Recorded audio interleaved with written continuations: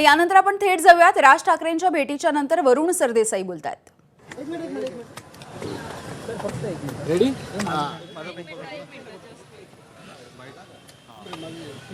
Sir ready. वरुणजी आज तुम्ही इकडे आला, एकंदर एबी फॉर्म वाटण्याचा प्रक्रिया सुरू आहे, सगळं जागा वाटप झालं का? नाही, युती जाहीर झालेली आहे, जागा वाटप झालेलं आहे आणि राजसाहेबांनी काही एक दोन निरोप द्यायचे होते, ते कॅम्पेन संदर्भात होतं, अजूनसुद्धा निवडणुकीसंदर्भात. त्या संदर्भात त्यांनी बोलवलं होतं, त्यांनी बोलवलं म्हणून मी आलो.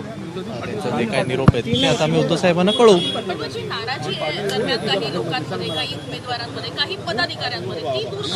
नाही, कसं असतं बघा, शेवटी युती म्हटल्यानंतर काही जागा या आपल्या वाट्याला येतात, काही जागा आपल्याला सोडाव्या लागतात. आपल्या वाट्याला आलेल्या जागांमध्ये सुद्धा अनेक चांगले इच्छुक उमेदवार असतात आणि प्रत्येक निवडणुकीत घडत असते, प्रत्येक पक्षात घडत असतं. आणि मग शेवटी तो मला वाटतं की या निवडणुकीचा तो भाग असतो. जे नाराज आहेत, आमचे आहेत, त्यांची नाराजी आम्ही दूर करू, एकेकाला आम्ही समजू. पण लोकांमध्ये सध्या जे वातावरण आहे, मराठी माणूस एकवटल्यामुळे, ठाकरे बंधू एकवटल्यामुळे, यामुळे एक अतिशय कार्यकर्त्यांचं सुद्धा मोराल बूस्टिंग झालेलं आहे. आणि आता कुठलीही निवडणूक म्हटल्यानंतर शेवटच्या क्षणी एबी फॉर्म भरेपर्यंत इच्छुक उमेदवारांमध्ये धाकधूक असते, ते साहजिक आहे. ते सर अनिल परब आणि श्रीकांत बघा कसं आहे माहिती आहे, मीडियाला सुद्धा दररोज नवीन नवीन मसालेदार बातम्यांची सवय असते, आवडते सुद्धा. आता शेवटी एबी फॉर्म भरण्याचे दिवस म्हटल्यानंतर हे अजून जोरजोरात चालणार. काल रात्री 3-3:30 वाजेपर्यंत स्वतः उद्धव साहेबांनी सगळे एबी फॉर्म वाटले. काल वाटलेले एबी फॉर्म आज माझ्या विधानसभेतले मी सबमिटसुद्धा करून आलो. त्यामुळे आज अनिल परब साहेब हे उरलेल्या विभागातले त्याचे काही निर्णय जे बाकी आहेत ते निर्णय घेत आहेत. या संपूर्ण जागा वाटप असेल किंवा हे असेल, यामध्ये त्यांच्यावर काही जबाबदारी होती, काही जबाबदारी माझ्यावर होती. त्यामुळे हे असं सगळं नवीन आम्ही सुद्धा टी व्हीवर बघतो, हसतो आणि पुढे जातो.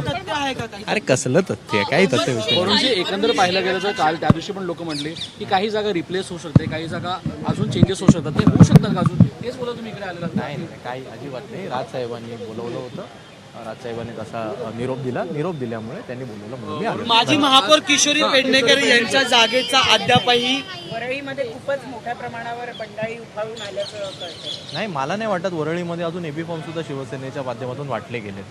काही अनेक जागांचे काल 3 वाजेपर्यंत जागा वाटप झालं आणि मग शेवटी 3 वाजल्यानंतर उद्धव साहेबांनी सांगितलेल्या उरलेल्या जागा, उरलेले विभाग हे आज वाढले जातील.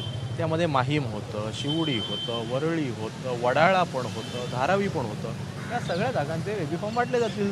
जे काल एबी फॉर्म वाटले त्याचे फोटो हे सगळ्यांनी उमेदवारांनी आपल्या वेबसाईटवर टाकले. तुम्हाला या विभागातले त्याच्यात दिसणार नाहीत. उरलेले विभाग हे आज वाटतील. पण एकीकडे तुम्ही मराठी माणसांनी एक व्हावं म्हणून आव्हान करताय, तर दुसरीकडे 192 जे किल्लेदारांना फॉर्म दिला, त्याच्यानंतर पाटणकर पती पत्नीचे आहेत ते शिंदे गटात जाताना बघायला मिळत आहेत. तर मग नाही, मला माहिती नाही असं झालंय का. अच्छा, मला कल्पना नव्हती, खरंच कल्पना नव्हती. भाजप तुमच्यामध्ये आणि अनिल परिवारांमध्ये मी दिलं ना त्याचं उत्तर, दिलं ना आता मी त्याचं सविस्तर उत्तर दिलं. तुम्ही कसं आव्हान करत आहात का मराठी माणसासाठी एकत्र यावं? मराठी हे बघा, शेवटी आम्ही जे आव्हान करतोय हे आम्ही मराठी माणसाला करतोय.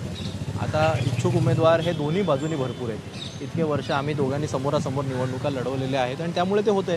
भाजप आणि शिंदे गटात प्रचंड मोठ्या प्रमाणात ते होताना दिसतंय. आज नवी मुंबई महापालिकेत त्यांची युती तुटून गेली. कल्याण डोंबिवली महापालिकेत कमीत कमी 8 ते 10 नगरसेवक हे आता इकडे तिकडे उड्या मारताना देते, ते पण आम्ही तुमच्या त्याच्यावर बघितलं. त्यामुळे हा विषय हा प्रत्येक निवडणुकीत असतो आणि प्रत्येक पक्षात होत असतं. त्याला किती महत्त्व द्यायचं हे आपण भाजपच्या पहिल्या यादीत अमराठी उमेदवारांची 20 संख्या आहे. लोकशाही पॉइंटर काढलाय. त्या वरुण सरदेसाई यांनी राज ठाकरेंच्या भेटीच्या नंतर दिली आहे.